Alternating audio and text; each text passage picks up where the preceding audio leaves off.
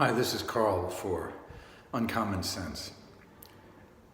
Yesterday I read an interesting article at Medium, a site where I write myself, and this article was about the causes of 9/11, the terrorist attacks in September of 2001.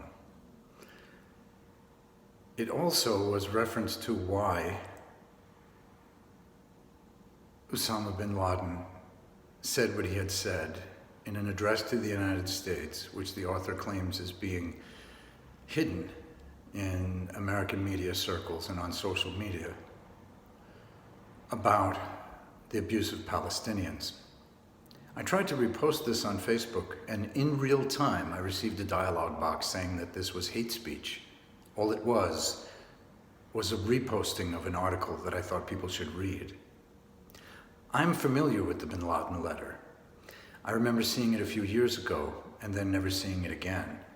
The author of the article on Medium claims that this is again getting attention, but again being hidden. And if my experience on Facebook is not an algorithmic glitch, this would be testament to that idea.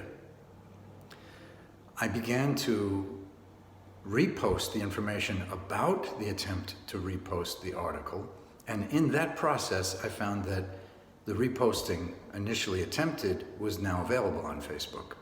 I am still, however, blocked from interacting in groups, and I've been banned for 29 hours in that right. There are some other penalties being leveled against me. I can't comment in groups. Well, I guess that's the same as interacting. I can't go live. And there's another penalty, I forget what it is. Now, perhaps this is just an AI glitch that reads images, because the original article had the famous image of bin Laden's face with images of the exploding towers. But this is censorship. Now, I understand, as I've defended Twitter when Twitter banned Donald Trump for obvious reasons, and I understand as a private business is not compelled to put up material of a certain nature. But this could lead any clear-minded person to thinking that Facebook has a policy of de-highlighting or hiding anything that is in support of the Palestinians, which obviously wouldn't really be the case, because I've posted a lot in support of them, not of Hamas, and critical of Israel and its genocidal policies.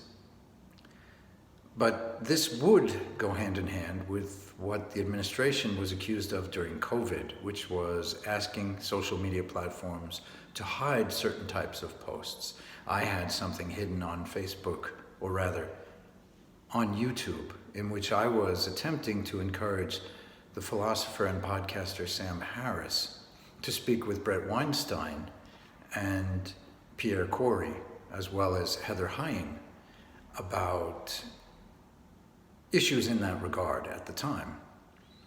And I actually understand the government asking social media not to post certain things. For example, during wartime or during a pandemic. In the case of the pandemic, it's understandable because we needed everyone to get vaccinated, and the fact that everyone didn't is why we have so many variants of the COVID-19 virus. This is my comment about Facebook, and I hope you will look into it and think about criticizing the platform which is blocking free speech, and it's not hate speech that they were preventing in stopping my posts. Now, again, they've allowed the post to go through, so there may be glitches, overly careful or overly sensitive to what they consider hate speech. But an historical post should never be confused with hate speech. And an image that illustrates the political and social situation around the time of 9/11, such as one depicting bin Laden's face and the exploding towers, is not hate speech.